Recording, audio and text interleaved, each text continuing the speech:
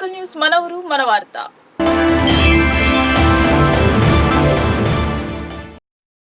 ఆంధ్రప్రదేశ్లో ఎమ్మెల్సీ కవిత పర్యటన చేశారు. మున్గండలో ముత్యాలమ్మ అమ్మవారి ఆలయ పునఃప్రతిష్ఠ కార్యక్రమంలో పాల్గొన్నారు ఎమ్మెల్సీ కవిత.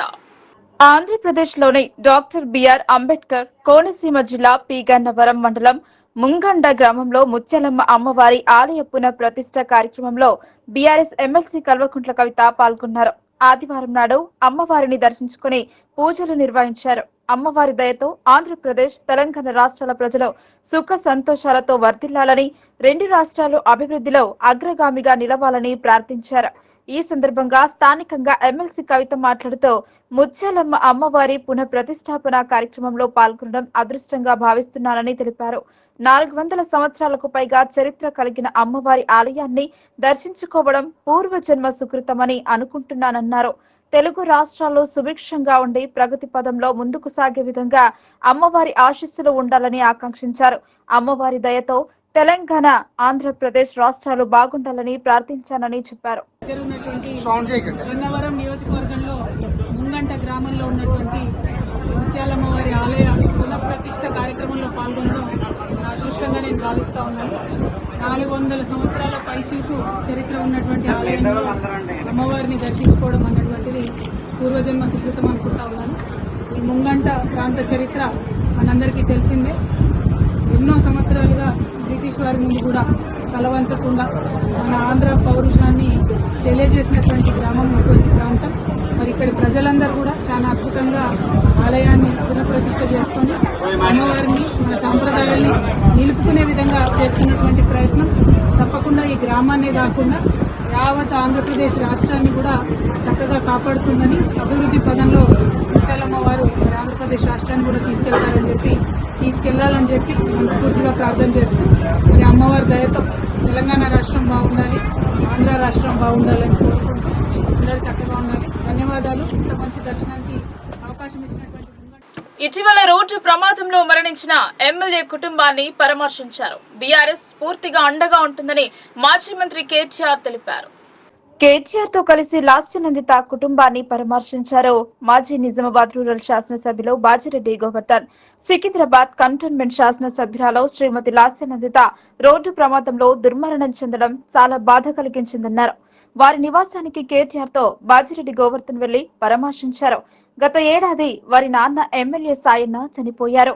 ఇప్పుడు ఈమె చనిపోవటం బాధాకరమన్నారు. వారి కుటుంబానికి అన్ని విధాలుగా అండగా ఉంటామన్నారు. లాస్యనందితను కంటోన్మెంట్ ప్రజలు భారీ మెజార్టీతో ఎమ్మెల్యేగా గెలిపించారన్నారు.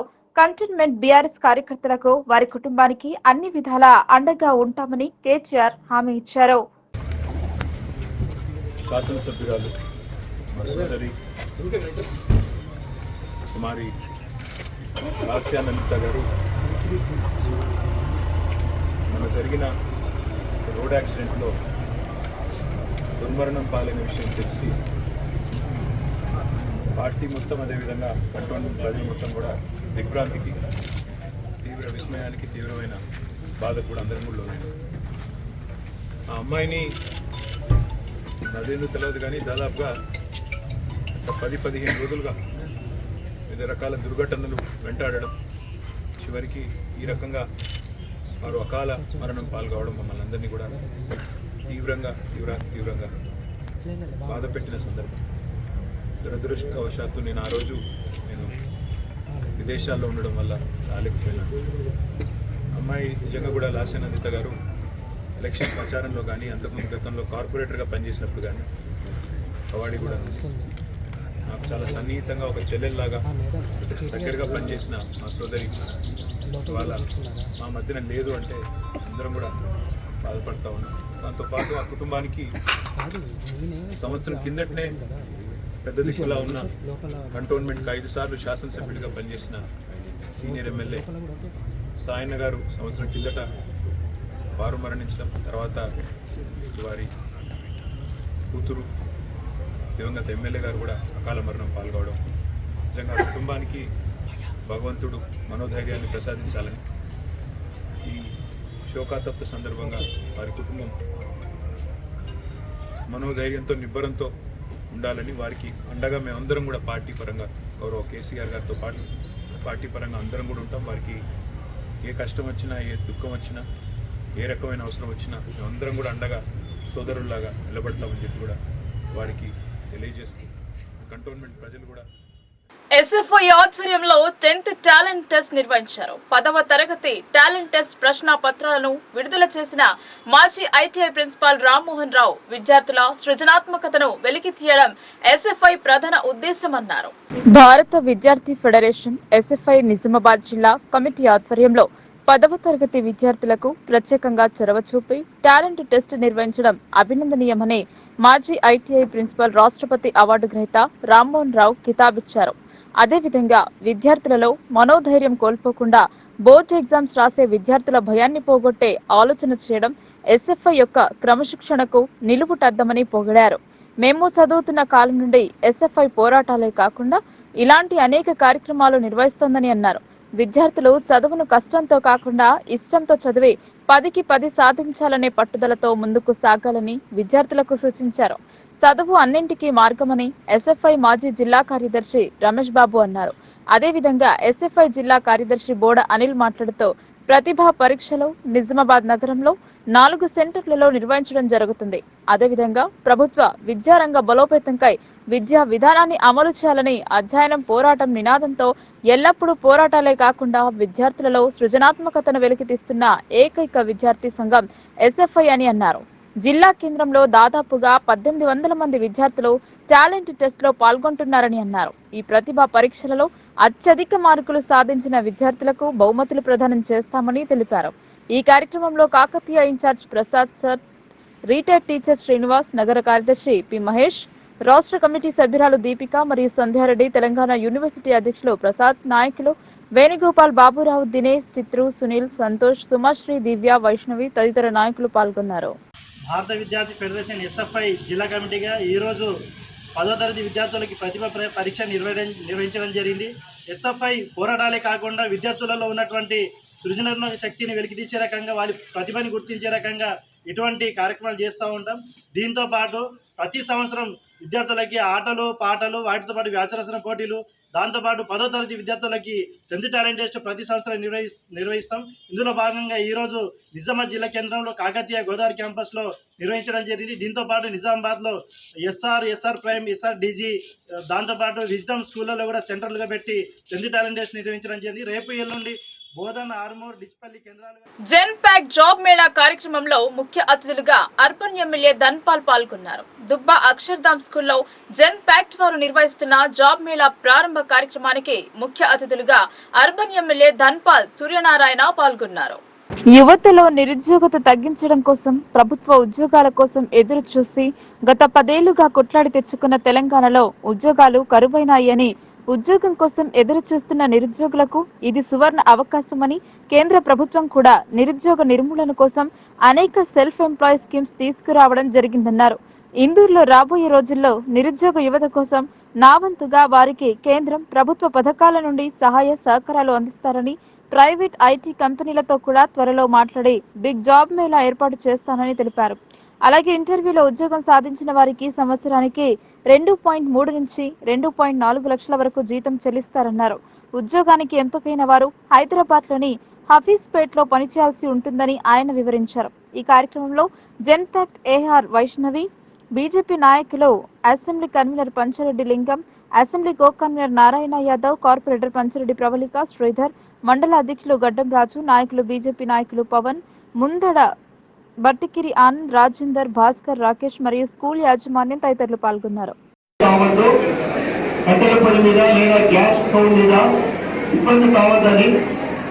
ఎవరికైతే గ్యాస్ కనెక్షన్ లేదో ₹1 లేకుండా డైరెక్ట్ గా ఉజ్వల్ యోజన కింద గ్యాస్ కనెక్షన్ వస్తుంది.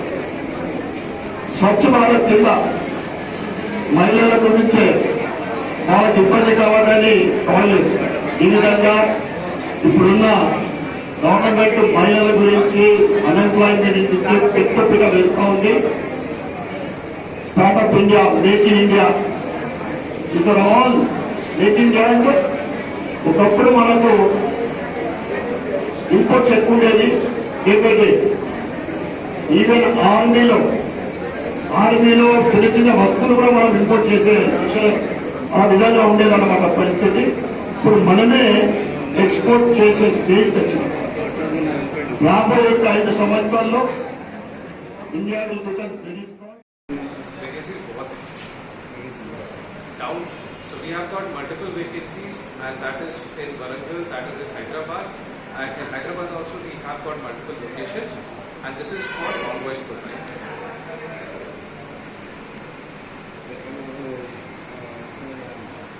क्वालिफिकेशन जॉब के लिए क्वालिफिकेशन क्या क्या पूछ रहे हैं आप? So generally we require graduates who have completed their graduation or they are in the final year of graduation. It can be help us to be the part of 2024 strategies, and this is a non-voice profile where they have to take care of customers, understanding their problems and resolve their queries. Nalgonda జిల్లాలో జరిగిన 9వ రాష్ట్ర స్థాయి sepak తక్రా junior మరియు sub junior బాలికల tournament లో నిజామాబాద్ జిల్లా జట్టు బాలికల సబ్ జూనియర్ విభాగంలో గోల్డ్ మెడల్ మరియు జూనియర్ బాలికల విభాగంలో సిల్వర్, జూనియర్ బాలుర విభాగంలో 3వ స్థానంలో రావడం జరిగింది. నిజామాబాద్ జిల్లా జట్టుకు గోల్డ్ మరియు సిల్వర్ మెడల్స్ రావడం పట్ల సెపక్ తక్రా రాష్ట్ర అధ్యక్షులు నల్లవెల్లి కరుణాకర్ రెడ్డి హర్షం వ్యక్తం చేశారు. ఈ సందర్భంగా క్రీడాకారులకు మరియు జట్టు మేనేజర్ కి జిల్లా సెక్రటరీ గదారి సంజీవరెడ్డికి వారు ప్రత్యేకంగా అభినందనలు, శుభాకాంక్షలు తెలిపారు. టోర్నమెంట్ బహుమతిలో ప్రధానోత్సవ కార్యక్రమంలో సెపక్ తక్రా అసోసియేషన్ రాష్ట్ర అధ్యక్ష కార్యదర్శులు నల్లవెల్లి కరుణాకర్ రెడ్డి, డాక్టర్ ఎస్ఆర్ ప్రేమ్రాజ్, హైదరాబాద్ అధ్యక్షులు పెరికి సురేష్, రాష్ట్ర ఉపాధ్యక్షులు జగన్నాథ్ స్వామి, గాదారి సంజీవరెడ్డి, రాష్ట్ర సంయుక్త కార్యదర్శులు జితేందర్, శ్రీనివాస్ రెడ్డి, జరీఫుద్దీన్, వెంకట్ రామకృష్ణారెడ్డి, హైదరాబాద్ కార్యదర్శి వికేష్ కుమార్, అఫీషియల్ శ్రీకాంత్, కపిల్, శశిధర్ రెడ్డి, నాగార్జున, దినేష్, అనిత తదితరులు పాల్గొన్నారు.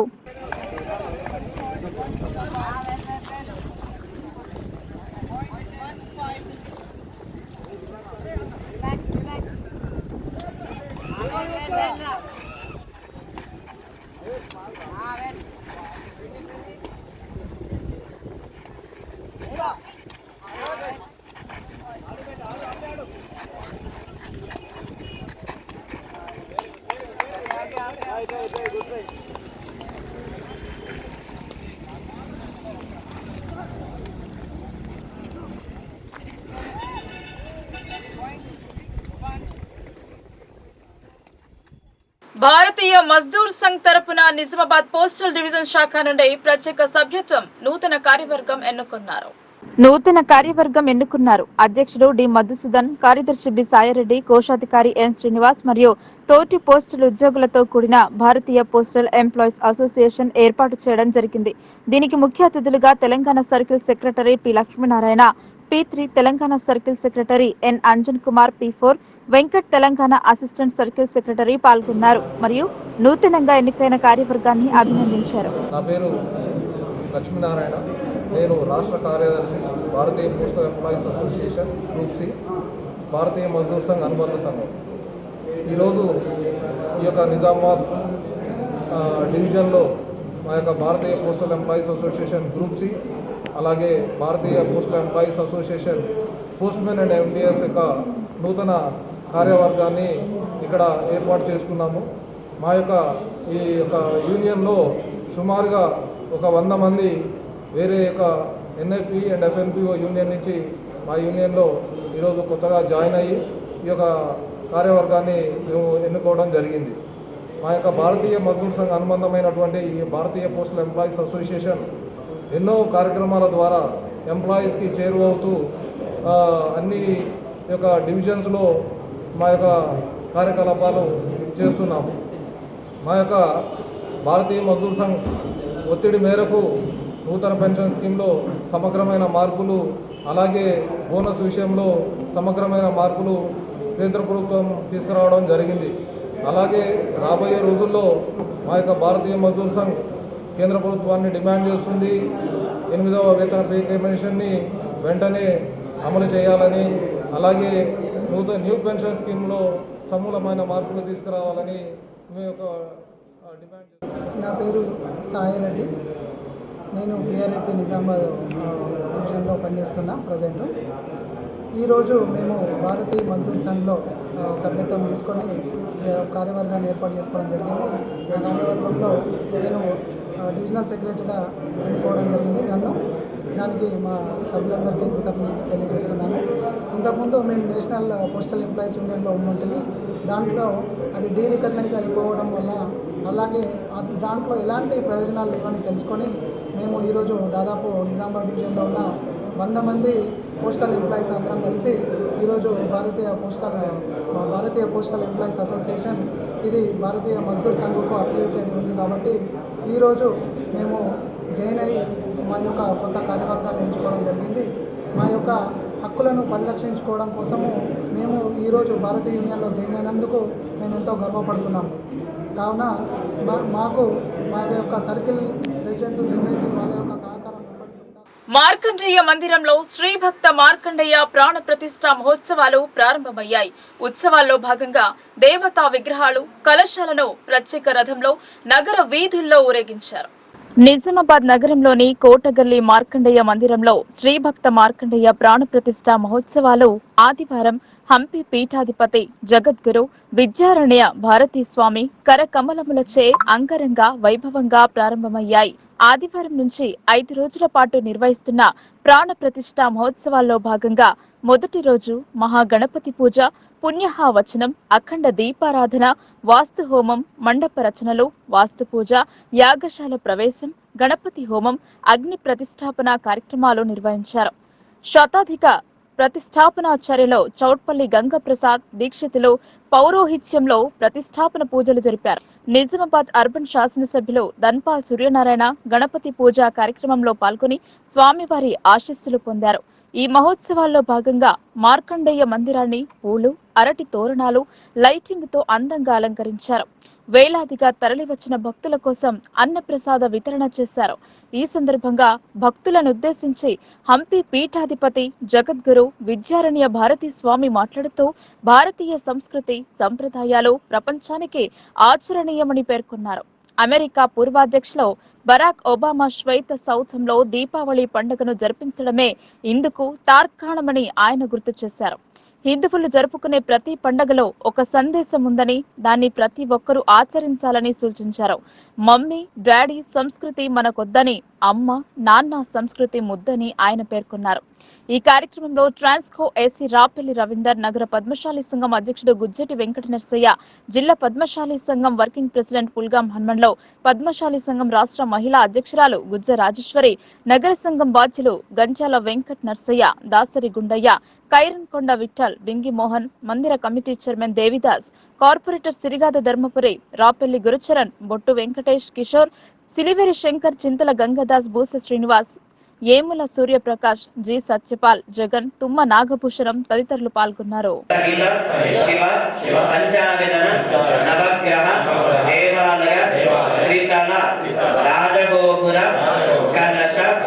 జీవ ధ్వజ స్థిర ప్రతిష్ఠ మహోత్సవ పాంచాంగిక దీక్ష సద్గురు హంపి జగద్గురు స్వామినః శ్రీ శ్రీ శ్రీ విద్యారణ్య భారతీ స్వామినః అనుగ్రహేణ అద్య అహం కరిష్యే. ఉన్నటువంటి అభీష్టము అలాగే మన ఇందూరు పట్టణాభివృద్ధి, తెలంగాణ రాష్ట్రాభివృద్ధి, ఢిల్లీలో రైతులపై కాల్పులు జరిపిన కేంద్ర ప్రభుత్వానికి రైతులు తగిన బుద్ధి చెప్పాలి అని ఏఐకేఎంఎస్ డిమాండ్ చేసింది. హర్యానా ఢిల్లీ బార్డర్లో రైతు ఉద్యమకారులపై రీఛార్జ్ కాల్పులు జరిపించి రైతు మృతికి కారకులైన కేంద్ర హోంశాఖ మంత్రి అమిత్ షా రాజీనామా చేయాలని అఖిల భారత రైతు కూలీ సంఘం ఏఐకేఎంఎస్ జిల్లా ప్రధాన కార్యదర్శి దిడ్డు గంగాధర్ డిమాండ్ చేశారు. ఆదివారం మాణిక్ బండార్ చెక్కా దగ్గర విలేకరుల సమావేశంలో ఆయన మాట్లాడారు. పండించిన పంటలకు రైతులు గిట్టుబాటు ధరలు ఇవ్వాలని, నిరసన చేస్తే పోలీసులు తుపాకులతో రైతును కాల్చి చంపారని ఆయన అన్నారు. రైతు మృతికి కేంద్ర ప్రభుత్వం పూర్తి బాధ్యత వహించాలని అన్నారు. కాల్పులలో చనిపోయిన రైతుకు ₹1 కోటి నష్టపరిహారం ఇవ్వాలని కేంద్ర ప్రభుత్వానికి ఆయన డిమాండ్ చేశారు. అన్నం పెట్టే రైతులపై లాఠీ చార్జ్ చేయడం సిగ్గుచేటని అన్నారు.